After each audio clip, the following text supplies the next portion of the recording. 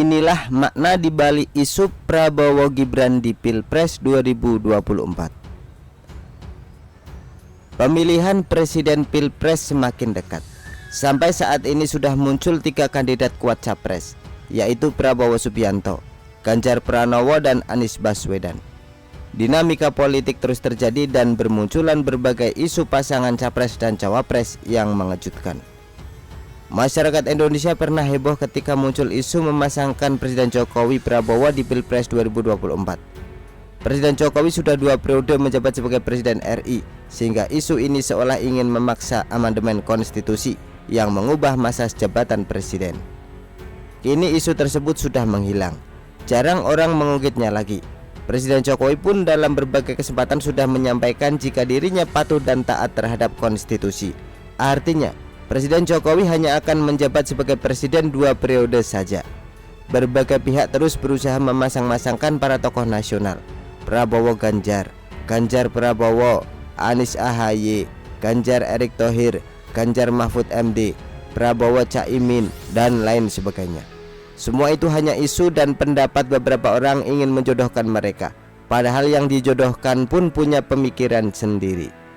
Beberapa waktu lalu tersiar kabar yang menghebohkan. Prabowo Subianto disambut oleh relawan Presiden Jokowi di Solo dan didampingi oleh Gibran Rakabuming.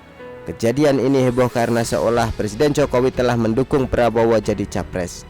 Padahal Presiden Jokowi kader PDI Perjuangan yang seharusnya mendukung Ganjar Pranowo.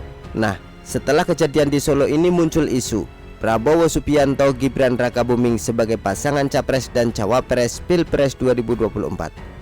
Pasangan unik Prabowo Subianto tokoh senior dan Gibran politikus sangat muda. Ada beberapa makna dibalik munculnya isu Prabowo Gibran. Pertama, memasangkan mereka sangat sulit terwujud, bahkan hampir mustahil. Undang-Undang Nomor 7 Tahun 2017 tentang Pemilu UU Pemilu mengatur batas minimum usia capres dan cawapres adalah 40 tahun. Dari aturan ini, maka tidak memungkinkan bagi Gibran maju di Pilpres 2024. Gibran masih sangat muda. Putra sulung Presiden Jokowi ini lahir tanggal 1 Oktober 1987, masih berusia 35 tahun. Butuh waktu 5 tahun lagi agar bisa maju jadi capres atau cawapres. Kedua, isu ini muncul tentu saja tidak sembarangan. Pencetus isu ini mungkin sudah berpikir jika Gibran sudah cocok jadi pemimpin nasional, padahal usianya masih sangat muda dan tidak mempunyai partai seperti halnya Prabowo Subianto, AHY, Zulhas, Caimin, dan lain-lain. Tidak terbayang 5-10 tahun lagi dari sekarang sosok Gibran akan benar-benar jadi tokoh nasional yang berkibar. Elektabilitas Gibran akan terus naik karena putra Presiden Jokowi. Karakter kepemimpinannya yang unik, masih muda dan jadi media darling. Putra sulung SBY yakni AHY saja belum maksimal untuk masuk level tokoh nasional. Dirinya masih belum diyakini jadi cawapres. Faktanya, Anies sampai saat ini belum memilih siapa cawapresnya, padahal di internal koalisi ada AHY. Bukan tidak mungkin Gibran akan menjelma jadi the next Presiden Jokowi di masa mendatang.